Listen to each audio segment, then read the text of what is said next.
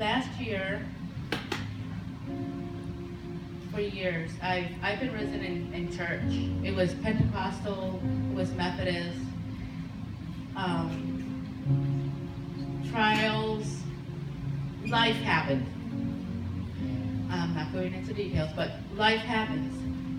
And at the age of 13, I gave my life to Christ at Methodist Church when I lived with my grandma. But ever since then, I felt that need of having to reaffirm my giving of my soul to God. I wasn't sure what that meant. Life continues to happen. Last year, my mom passed away in September as Hurricane Maria came and hit the island. I was in Puerto Rico with my husband, stranded for a week. We came back. My father now lives with us. We're going through transition time with him, making sure that his medical needs are met, every financial need is met, everything is met.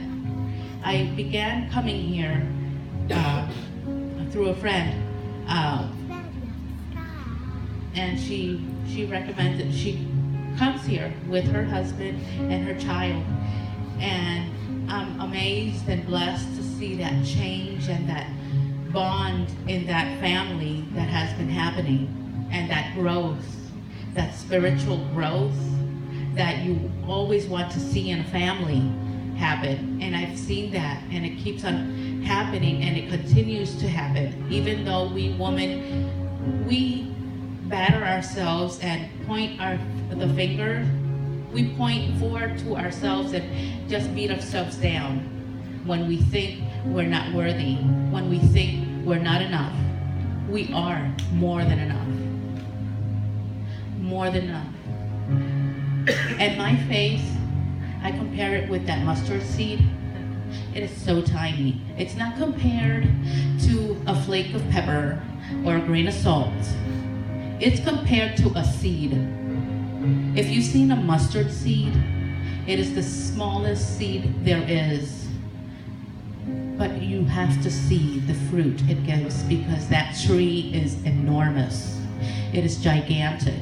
That trunk of that tree is firm. That's our faith. That's my faith in God. Wednesday night, I was praying, and all I said was, God, I want to feel like I'm in the clouds. When I was 16 years old, I gave my all to Him, my heart, my mind, my soul. And all I did was, I could care less of what problems the world brought me, because I was in hands of God. No sooner I finished asking God Wednesday night that I wanted to be as close as I was with Him when I was a teenager, I felt His presence again Wednesday night, overflowing, just taking over. Because my spirit didn't know what to say, but the Holy Spirit did. And so the Holy Spirit just overtook. And I just was guided.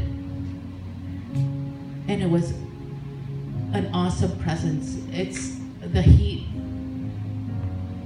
When you're in God's presence, all you do is feel that heat, as I do now. I feel His presence. And it's so powerful, but it's gentle, because He's a gentleman. He's at your door. He's knocking at that door. He will only come in if you open the door and greet Him.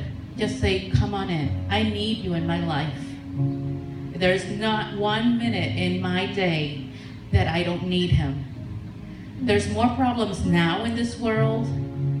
If you're raising a family, have teenagers, have a child, this is the hardest era in this world, is to raise your family, because the enemy doesn't want to lose a soul. So he will beat at your door any way he can to take away that happiness, that joy, that salvation that only God can give. So my heart goes out, and when I don't know what to say, I let the Holy Spirit take over, because that's the only way to live in this era we live in. It's the only way to go. I have tons of problems, but I learned as if I were 16 years old. I just leave it all in God's hands and continue to follow Him. I have my daily devotional. I'll sit down, and as I'm having my breakfast, I'll do my little Bible study reading. And it just so happens that this morning I concluded I'm enthusiastic. And enthusiasm, the word enthusiasm, as I learned, comes from a Greek word, theos, in God.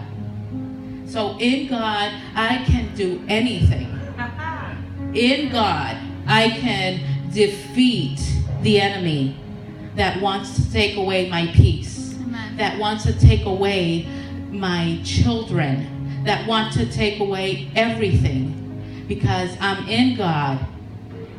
And that's what happened last Wednesday. In God, He was defeated. Amen.